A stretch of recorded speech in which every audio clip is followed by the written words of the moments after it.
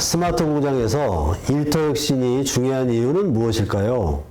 스마트 공장은 기존 생산 현장의 자동화 그리고 정보화를 통해서 유연하고 지능적인 생산이 가능하도록 하는 것입니다. 이것은 기존 생산 현장에 존재하는 모든 직무의 내용과 성격이 달라진다는 것을 의미하는데요. 이 직무는 모든 인사조직 관리의 기준이자 기본이 되기 때문에 이러한 직무의 변화는 곧 제반 인사제도가 현장의 변화에 맞춰서 함께 변화되어야 한다는 것을 뜻합니다. 이것을 간과하면 스마트 공장을 통해 얻고자 하는 효과가 반감될 수밖에 없기 때문에 스마트 공장을 계획하는 단계에서부터 기계와 기술, 시스템적인 측면과 함께 관리와 고용, 인간적인 측면이 반드시 함께 고려되어야만 합니다. 스마트 공장이 고용을 줄일 거라는 우려가 있습니다. 어떻게 생각하십니까? 스마트 공장이 자동화 공정에 구현되어야 실제 목적하는 효과를 제대로 낼 수 있다 보니까 스마트 공장의 구현을 위해서는 공정 자동화, 더 나아가서는 무인 공정이 필수인 것처럼 인식되는 경향이 있는 것이 사실입니다.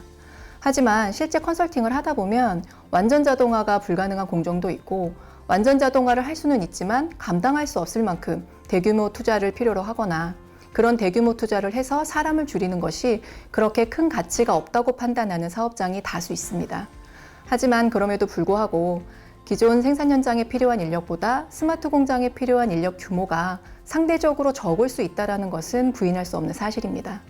그래서 고용의 관점에서 초점을 맞춰야 하는 것은 기존 인력이 스마트 공장이라는 변화에 빠르게 적응할 수 있도록 지원하는 것뿐만 아니라 스마트 공장을 구현하는 데 있어서 새로 도입할 기계와 컴퓨터가 아닌 기존 인력을 중심에 두고 스마트 공장 고도화 단계까지 시스템과 사람이 어떻게 함께 발전해 나갈 것인지 노사가 동의하는 장기 계획을 수립하는 것입니다.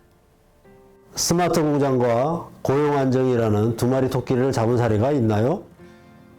현재 노동 친화형 스마트 공장을 지향하는 5개 사업장의 일터혁신 컨설팅을 지원하고 있습니다. 이 사업장들은 기본적으로 기존 생산 현장 인력의 고용을 유지하겠다라는 의지를 확고히 표명하고 스마트 공장 계획 단계에서부터 사람과 기계 그리고 시스템을 함께 고려해서 변화를 준비해 나가고 있습니다.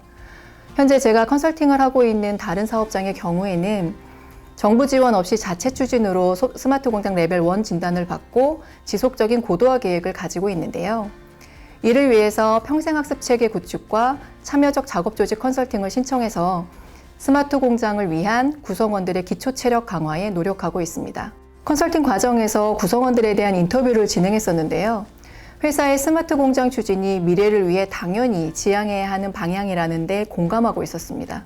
그리고 스마트 공장으로 인해 회사가 고용을 줄이거나 자신들에게 어떤 불이익을 주지는 않을 것이라는 신뢰를 가지고 있었습니다.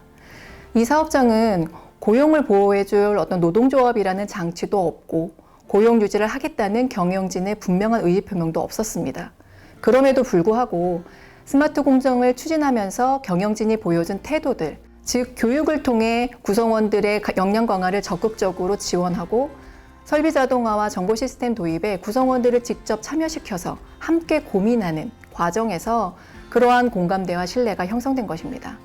스마트 공장과 고용 안정은 두 마리 토끼가 아닙니다. 고용 안정에 대한 믿음을 가진 구성원들이 현장 자동화와 정보화에 동의하고 적극 참여해야만 회사가 원하는 모습의 스마트 공장이 구현될 수 있습니다.